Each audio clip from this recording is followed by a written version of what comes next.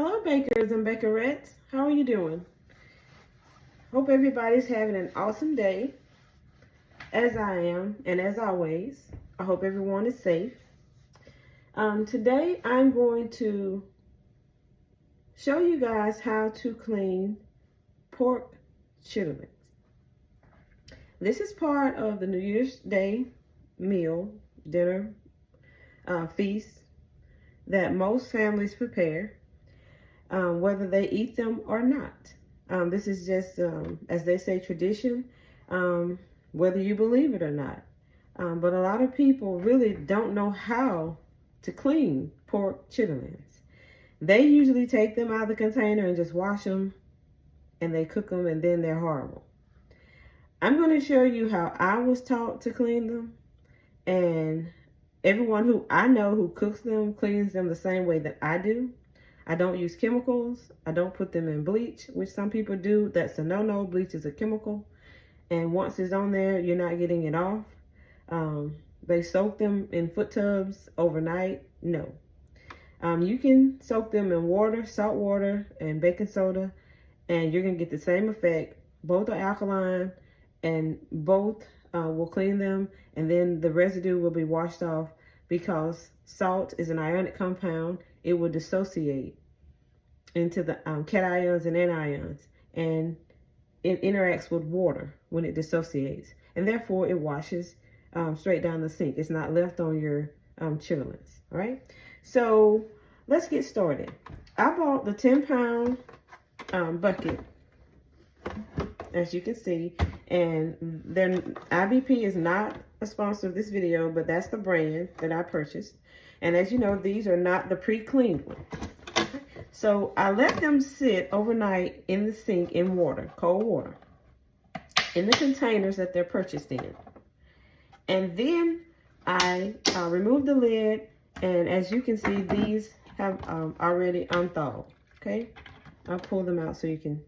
These have unthawed. So now what I do is I will pour this water off into the sink.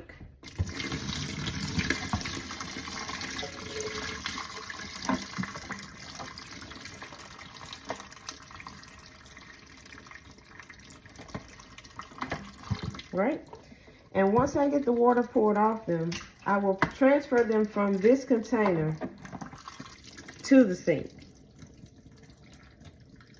And no worries, I'll show you in the end how to clean up. And it's like you've never cleaned them. And also when you cook them, there's a trick, and you won't even smell them cooking. Right? So I do keep the bucket that it comes in, because I use that bucket to transfer all of the waste from the cleaning process. I transfer it to the container that it came in. So I reuse these, reuse, recycle. And then once I collect everything, I then throw them away. But you can clean them, and I'll if you want to reuse these, I'll show you how to clean them, and you can also use them for storage, and they don't smell.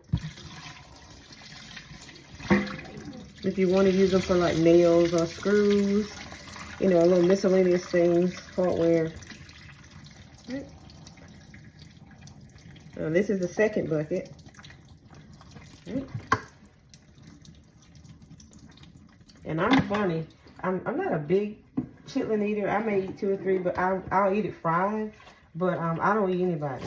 I eat mine if my mom cooks them, or one of my siblings, because I know that they know how to clean them. This is something that you don't eat out, and you don't eat at everybody's house. All right, I'm going to show you how to clean them. And these aren't too dirty, and probably because of COVID. And I know I'm not supposed to say that word in the YouTube video, but I think it's because these are being, like, you know, grown and fed, and the feed out is really good. So these aren't very fat, and they're not too dirty, which is a positive. So these were probably young from the looks of them. All right, so what you do is you'll take your chitterling, as you can see here, and there's a film, there's a membrane that's on that chitterling. So you'll catch it on one of the ends, as you can see. And some people say you're pulling all the food off, but you don't want that, because if you've ever had a chitlin and it was chewy and you never could get it to break down, that's because the membrane was still on it. So you take it and you just simply pull the membrane off. And when you pull the membrane off, that's the membrane. It goes in the trash. And this is the chitterling that's left. And as you can see, it is clean. All right? You pick any hair that you see on it off. You pick any fat that you see on it. You pull all that off. Any of the feces or waste, if it shows a sign it's black, or if it has like yellow corn, you pull all of that off, because that is not healthy. That is a byproduct, and is a waste byproduct, and you want it to be in the trash and not on your food. Okay, so I'll use one of these to put the waste in, and I use the other one to put the clean chitterlings in. And then once I get them all clean, I'll wash them in the sink back and forth. All right, so I'm going to show you once more what I'm going to do. See, this one has a lot of fat on it. As you can see, there's a whole lot of fat here. All right, so you do the same thing. I pull the fat off because I do not want it.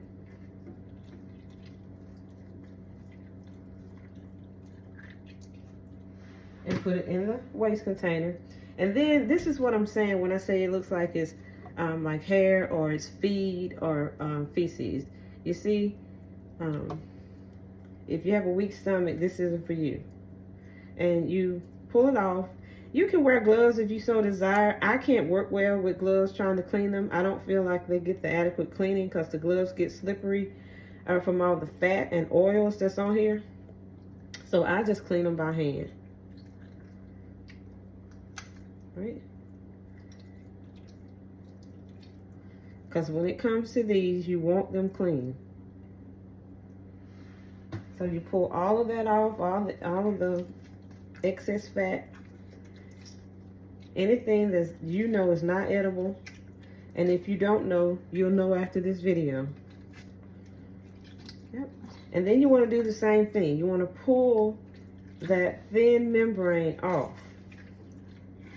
because again, that is not to be ate. You cannot chew it, bite into it. It doesn't go anywhere. You can have one chitterling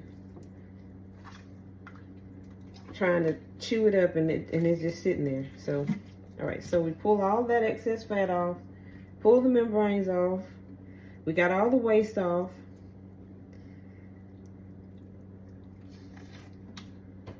All right.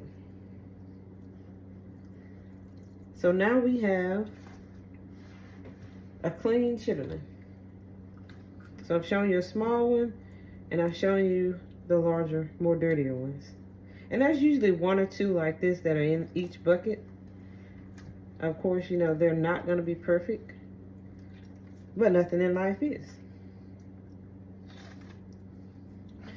And a lot of people just unthaw them and take them right out of the bucket, and they just wash them, and they throw them in a pot and cook them. I never eat them.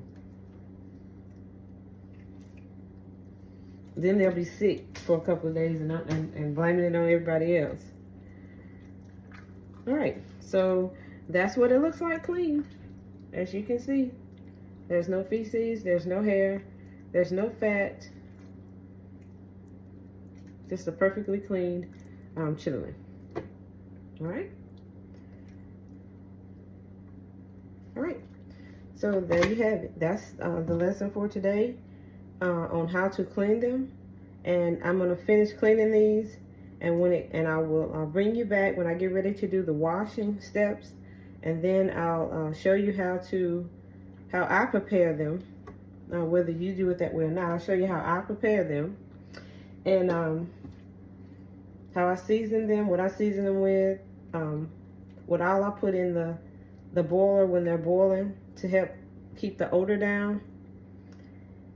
And yeah, so we'll go through the whole process of cleaning and also cooking. So I'm going to place you on a brief pause while I continue to clean these. And I'm an expert at it, so it won't take me long. And I will bring you back. So let me wash this off right quick and dry my hands. And I'm going to place you on a brief pause. And as I said, when it's time to wash them and get them on, I will bring you back. So hang tight. Hello, everyone. Well, I have gotten all of the chitlins properly cleaned, removed the lining. Now, you can purchase chitlins that are said to be pre-cleaned by certain brands. They still need to be cleaned because cleaning on their end means that they have sent it through several washes, just like these were, and they got all of the grass, all of the hay, all of the corn, all of the waste products out of the chitlins. However, that lining or that membrane that's attached to them, you still need to pull off of the ones that say they're pre-cleaned. Pre-cleaned are not pre-cleaned and ready to eat. It just says pre-cleaned. And that means that they've washed them really good and got all of the waste that the ones in the red bucket has attached. But this one wasn't too bad, but sometimes the red buckets are terrible. They usually have a lot of waste left in them, a lot of grass, corn products, hair. They're usually pretty dirty and require a lot of cleaning. But these two 10-pound buckets were not that bad. And I did clean them. They didn't have a lot of feces in them. They didn't have any hair at all. No corn.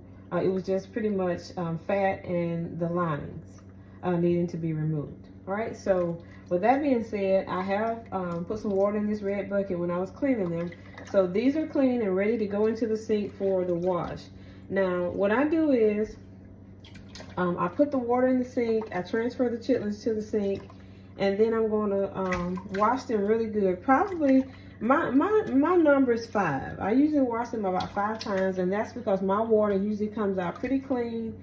And I also soak them in baking soda. And the baking soda helps to cut the smell so that people won't know you've cleaned them, and then they won't smell them when they're cooking either. So that's a good thing, is to let them soak in a little baking soda. And you can also, as I said before, you can soak them in salty water as well to help clean them. Now, a lot of people put them in foot tubs and sit them outside on the weekends and soak them in bleach like Clorox or water. I don't do that, and I don't recommend it because that's a chemical. That's sodium hypochlorite. I don't recommend it, but people have been doing it for years. I do not. I just simply wash mine in baking soda, let them soak in a little baking soda. Actually, as I'm cleaning them and I have a little water in this red bucket, I put some baking soda in there as well and let it soak while I'm cleaning them. That helps to pep the odor and also helps to clean them. Because even transferring them from here to the sink, the water is still pretty clear. And you can tell in the bucket, you know, it's not. And that helps with that smell. All right, and the reason you remove the lining, and I told you earlier that a lot of people don't remove the lining, and they have chewy chitlins, and I mean, so chewy to where you can't eat them. You're supposed to remove that lining because the lining is what actually holds or houses the waste product. That's what it passes through, which is the lining. And when they use the chitlin as casing for sausages, they remove that lining. You don't eat that. All right, so that's rule of thumb. That is one of the most important tips.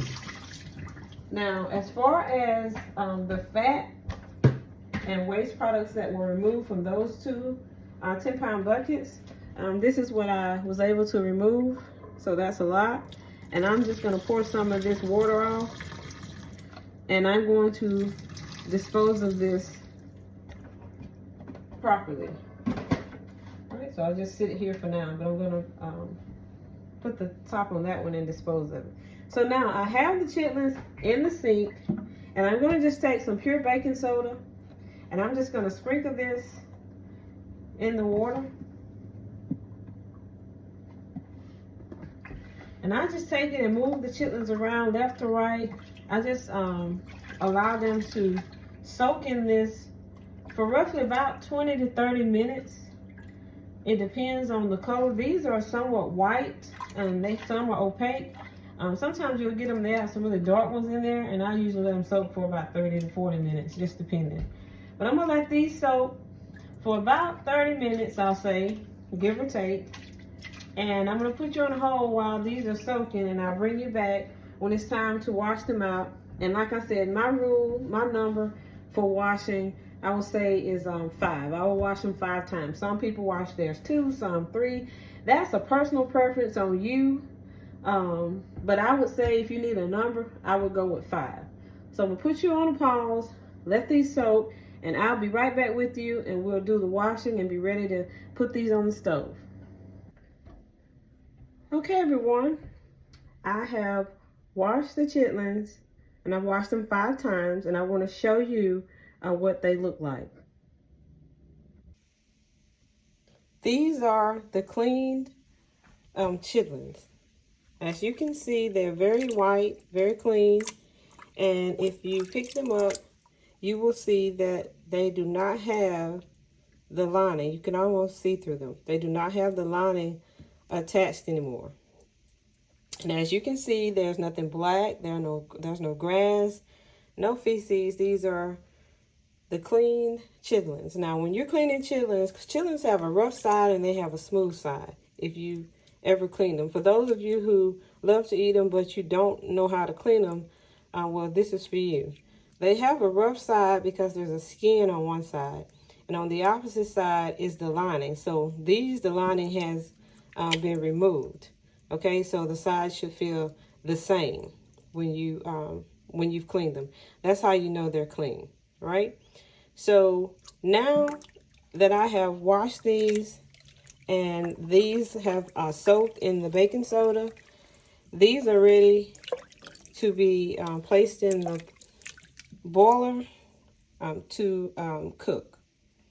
So I'm going to wash these out of this sink, and then I'm going to transfer them to the boiler, and then we're going to season them. So hang tight.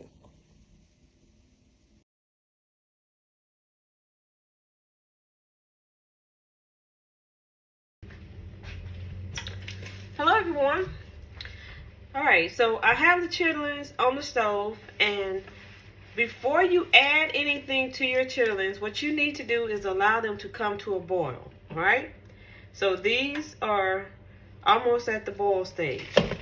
So what I do is I add my seasoning, and I also add 2 things that keeps it from smelling, all right? There's 2 ingredients.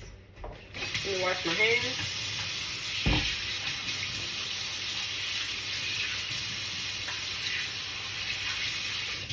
All right, so now, by tradition, everyone has certain things that work for them when they're cooking chitterlings that they feel helps to keep the smell down. Whatever you're using, if it's working for you, then that's what you use. A lot of people use an iced potato. That doesn't work for me, all right? So what I do is I season them first. If you want to add salt, of course, you can add salt. I use ground black pepper.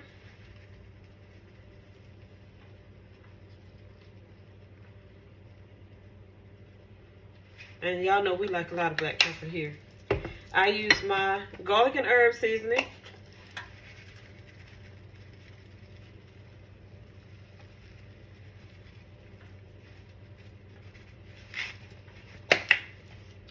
I always add in a little onion powder. And this is personal preference. This is what you want to season yours with. I also add garlic powder.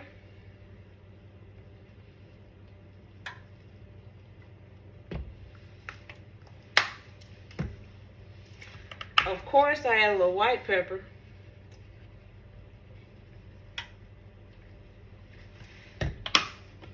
And I add some crushed red pepper. Not a lot of the crushed red pepper. I just lightly sprinkle it on the top.